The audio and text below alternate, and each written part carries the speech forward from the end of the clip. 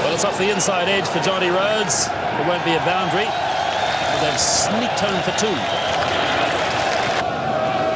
Marshall now to McMillan. Oh, he's got it away again. That's the Surrey drive, the Harrow drive, the Surrey Cup, whatever.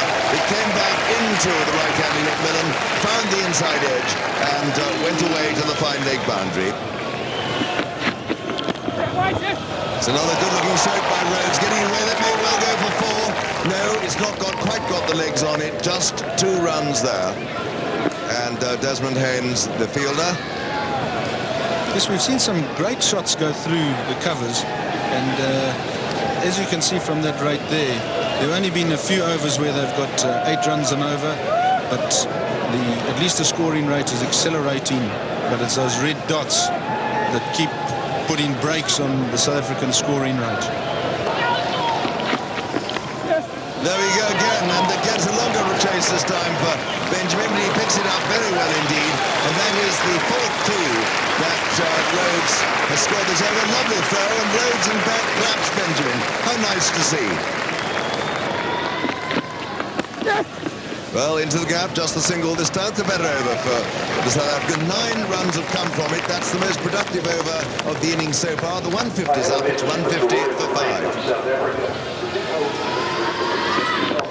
Oh, what a good stroke by Jonty Rhodes, but he's only got the 1. Oh, no, he has a bit of his fielding down there. A deep backward square allows him to come back for the 2nd. And, of course, if any of you youngsters watching, Rhodes is giving you a perfect object lesson. He runs the first one like lightning, so if the fielder does muff it, as he did then, he's in the position to come back for the 2nd run. It's in the air, but it's all right, top edge. And it's Cummins, but here he comes back again. That was for a young man, that was a fairly middle-aged piece of fielding, I thought. Oh, he's gone, he's out, he nibbled with that one. He seemed to be slightly in 2 minds. I think he was in fact trying to run it down the 3rd man. He got the nip, so once again, just as things are starting to look up for South Africa, a crucial wicket has gone. They're 158 for 6.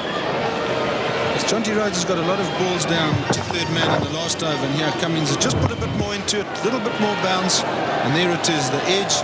Jonty Rhodes caught behind. South Africa 159 for 6. May not have the job this time. Here's a close one. A wayward return from Atherton, who's had been outstanding West Indian fielder today. They won't gain an overthrow from it. Certainly was off target. The end of the over, 161 for 6. Well,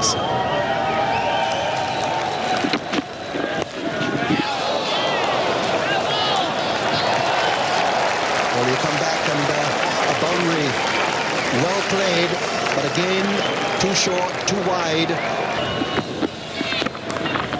He's got that one away, down through mid-off for 4. Now that's where the real gap is. And although one wouldn't expect to see too many shots going through mid-off from these bowlers, this was pitched up at the end of the over.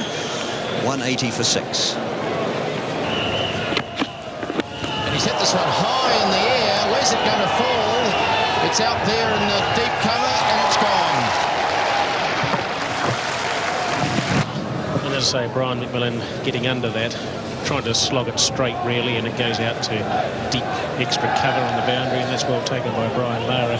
Nearly misjudged it though. He had to make a last minute dive. And again, Richardson driving down the ground.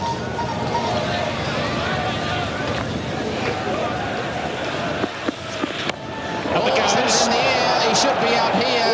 Desmond Haynes, it is underneath it, and he takes the catch. Well, the keeper, David Williams, ran out, and he might have put Haynes off a little bit because he was very close to him when the catch was taken. But in the end, all is well as far as the West Indian cause is concerned. But trying to swing it away, managing really only to hit it high in the air. Well, had that been dropped, there might have been a few questions asked, because really it was probably a keeper's catch him anyway, because he had enough time to get there. And of course, he's got the gloves on. It makes it easier to catch. Bad-looking shot. Oh, he'll be run out. Missed it. Over to Rhodes. Unbelievable cricket. Chapter of accidents there. Just cut away behind point. And Pringle was coming.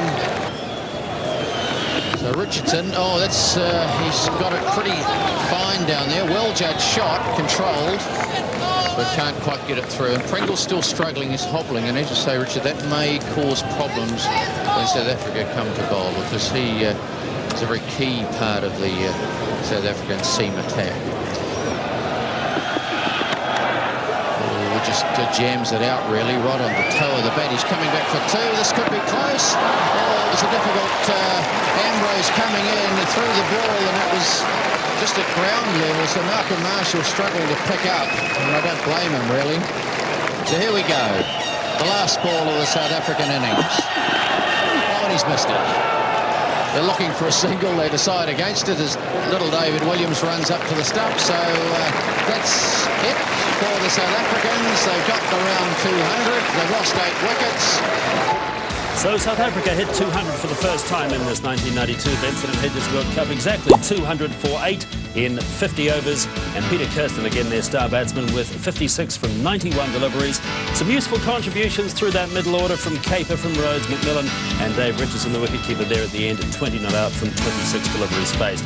South Africa 200 for 8. The West Indies require 201 to win this match. For the West Indies, Curtly Ambrose 2 for 34. Malcolm Marshall finished up being their best bowler, the very experienced opener for the West Indies, 2 for 26.